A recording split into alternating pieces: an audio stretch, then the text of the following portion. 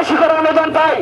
ঐক্যবদ্ধভাবে একটি সচেতন সমাজ গড়ে তুলতে হবে। শ্রমিক সংগঠনের আয়োজনে আজকে আন্তর্জাতিক শ্রমিক দিবস উপলক্ষে র্যালি বের হয়। বটতলী বাজার থেকে শুরু করে হরিপুরে গিয়ে শেষ হয়। মহান বিজয় দিবস আজ। বিশ্বের শ্রমজীবী মানুষের আজ অধিকার আদায়ের দিন। 1986 সালে এই দিনে যুক্তরাষ্ট্রে শিকাগো শহরের হেওমো মার্কেটের শ্রমিকেরা 8 ঘন্টা কাজের দাবিতে জীবন উৎসর্গ করে দিয়েছিলেন। তাদের আত্মত্যাগের মধ্য দিয়ে সারা বিশ্বে শ্রমিকের অধিকার প্রতিষ্ঠিত হয়েছিল। যথাযোগ্য মর্যাদায় বাংলাদেশেও পালিত হচ্ছে নানা কর্মসূচির মধ্য দিয়ে শ্রমিকেরা দায়িত্ব পালন করছেন।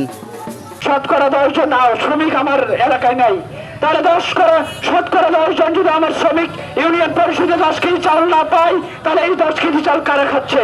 এটা জবাব আপনাদেরকে দিতে হবে। আমরা লিখেছি ইউনিয়ন পরিষদে যাওয়ার পরে আপনার অফিসের চাল আলাদা, ইউনো অফিসের চাল আলাদা, চেয়ারম্যানের চাল আলাদা। আরে ভাই সবাই আপনারা আলাদা আলাদা করে চাল খাবেন, ইউনো অফিস চাল খাবে, পি অফিস চাল খাবে, আমার শ্রমিকরা কি খাবে? এটার জবাব আপনাদেরকে দিতে হবে। বিভিন্ন নেতৃবৃন্দ, প্রিয় হরিপুরবাসী, সবাইকে আমার সালাম, আসসালামু আলাইকুম ওয়া রাহমাতুল্লাহি ওয়া বারাকাতুহু।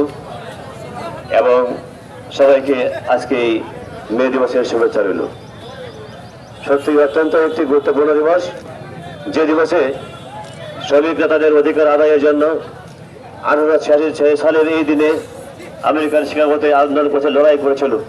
তারা তাদের অত্যন্ত দুঃখের সাথে লক্ষ্য করি, যখনই শ্রমিকের মর্যাদার প্রশ্ন, যখন শ্রমিকের অধিকারের প্রশ্ন দেখা দেয়, তখনই আমাদের মধ্যে হীনমন্যতা, আমাদের মধ্যে কৃপণতা লক্ষ্য করা যায়।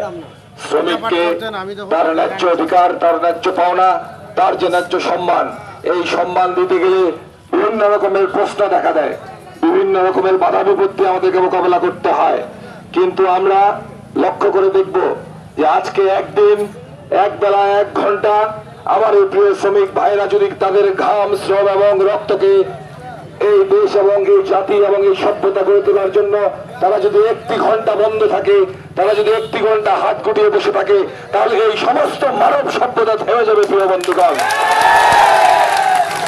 কাজেই আজকে আমাদেরকে হৃদয়ে ধারণ করতে হবে, আমাদেরকে বুঝতে হবে, আমাদেরকে মানতে হবে যে আমাদের যে শ্রমিক ভাইদের শ্রম, রক্ত এবং ঘাম দিয়ে এই মানব সভ্যতা তৈরি হচ্ছে, এই মানব সভ্যতাকে এগিয়ে নিতে গেলে যে অবহেলিত, যে লাঞ্ছিত, আমরা আজকে এই 3 রাস্তার মোড়ে বসে একটা মিটিং এর আয়োজন করছি। কিন্তু আমাদের আশা ছিল, আকাঙ্ক্ষা ছিল যে আমরা উপজেলা পরিষদের ভিতরে এই মিটিংটা যদি আয়োজন করতে পারতাম, আমাদের মনে হয় ভালো হইতো। যেমন প্রতিবার আমরা মে দিবস পালন করি উপজেলা চত্বরের ভিতরে, আমাদের সাথে ইউনো মহোদয় থাকে, পুলিশ প্রশাসন থাকে এবং উপজেলা চেয়ারম্যান, ভাইস চেয়ারম্যান যারা থাকে, সকলেই আমাদের সাথে সঙ্গ দিয়ে একসাথে আমরা এই র্যালিগুলা, এই সমাবেশটা আমরা উদযাপন করে থাকি। কিন্তু এলাকার বিষয়টা করে দিয়েছে ভিন্ন। কেমন আমাদের শ্রমিককে কিভাবে দেখছে, আপনারা শ্রমিক ভাইরা নিজেরাই বিবেক বিবেচনা করে দেখবেন যে আজকে আমরা রাস্তায় কেন মিটিং মিছিল করব। আমরা শ্রমিক, আমরা শ্রম দিই, তাই বলে আমরা রাস্তায় সারা জীবন কাজ করব। আজকে আমাদের মে দিবস, 1 মে আন্তর্জাতিক মে দিবস, সারা বিশ্বে পালিত হচ্ছে। আমরা রাস্তায় কেন বক্তৃতা করব? আমাদের একটা বসার জায়গা দরকার।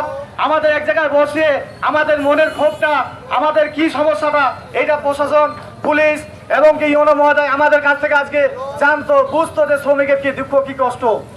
ভাইরা আমার, আপনারা যে অকাল, সবাই কেমন আছেন? আসলেই 1 মে শ্রমিক দিবস,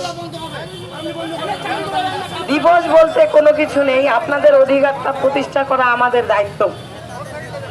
আমি শুধু কিছু বিষয় স্মরণ করে দিতে যাচ্ছি যে আমাদের এই দিবসটির কারণে আজকে বাংলাদেশের সকল অফিস আদালত বন্ধ ঘোষণা করা হয়েছে, অথচ আমাদেরকে রাষ্ট্রীয়ভাবে কোনো ধরনের মর্যাদায় নিয়ে আসা হয়নি। আজকে বাংলাদেশে যখন হিন্দু ভাইদের দুর্গাপূজার উৎসব আয়োজন হয়, প্রতিটি দুর্গা মজাবে 10,000 হোক 20,000 হোক অনেক টাকা অনুদান দিয়ে থাকে। তার তুলনায় আজকে হরিপুর উপজেলায় যদি হিসাব করে দুর্গা মণ্ডপ হয়তো বা 50-এরও বেশি হবে, কি ঠিক কিনা? তাদেরকে অবদান দিচ্ছে। শ্রমিকদের আন্দোলনে কয়েক শত শ্রমিকের রক্তের বিনিময়ে আজকের এই দিনটা প্রতিষ্ঠিত হয়েছে। এটা আপনাদেরকে স্মরণ রাখতে হবে। আপনাদের রক্ত, আপনাদের সব, আপনাদের অধিকার রাজপথেই হবে। ওই এসি ঘরে আর ইওনা সাহেব আপনাকে দিবে, ওই কি যেন বলে হল রুম দিবে, এটা কেন আশা করবেন আপনারা? আপনারা রাজপথ থেকে এটা আদায় করে নেবেন। আপনাদেরকে আজ থেকে প্রতিজ্ঞাবদ্ধ হতে হবে যে আপনারা কোন দলের, কোন সরকারি প্রশাসনের, কোন প্রশাসন যন্ত্রের, এমনকি কোন নেতার দাবিদারি না করে ঐক্যবদ্ধ হয়ে আপনাদের দাবিগুলো আদায় করেন। দেখি হরিপুরের জনতা আপনাদের পাশে থাকবে ইনশাআল্লাহ। এই বলে আমি আমার বক্তব্য শেষ করছি। আসসালামু আলাইকুম।